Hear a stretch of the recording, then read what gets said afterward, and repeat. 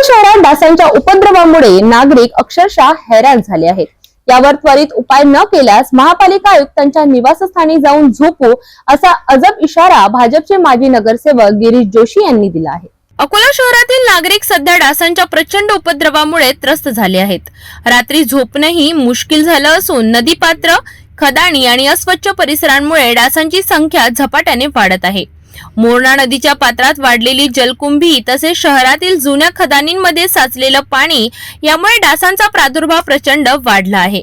या पार्श्वभूमीवर भाजपचे माजी नगरसेवक गिरीश जोशी यांनी पत्रकार परिषद घेऊन महापालिकेवर थेट हल्लाबोल केला आहे। 4 दिवसात उपाययोजना झाल्या नाही तर मी थेट आयुक्तांच्या निवासस्थानी जाऊन झोपेल असा इशारा त्यांनी दिला। महापालिका प्रशासन जलकुंभी काढण्याचे काम सुरू करणार असल्याचं सांगत आहे, मात्र तरीही डासांचा त्रास वाढत असल्याचा जोशींचा दावा आहे। माध्यमांशी बोलताना गिरीश जोशी यांनी आपला संताप व्यक्त केला आणि महापालिकेला थेट जबाबदार धरलं।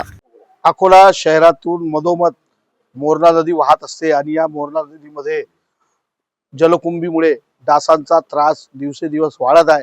या संदर्भात महानगरपालिका आयुक्ताला निवेदन दिल्यावर सुद्धा डासांचा त्रास कमी होत नाही, त्यामुळे रोगराई पसरत आहे। अकोला शहरामध्ये जवळपास 4-5 नाळे मोठमोठे आहे आणि जुन्या काळात असलेल्या खदानी, त्यामुळे त्या भागामध्ये खदानीमध्ये जलकुंभीचा विस्तार झालेला आहे।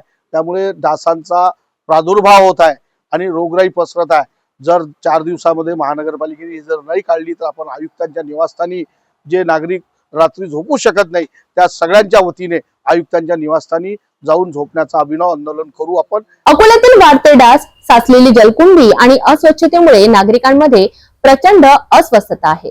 गिरीश जोशींच्या इशाऱ्यानंतर प्रशासन आता काय पावले उचलते याकडे सर्वांचे लक्ष लागले आहे।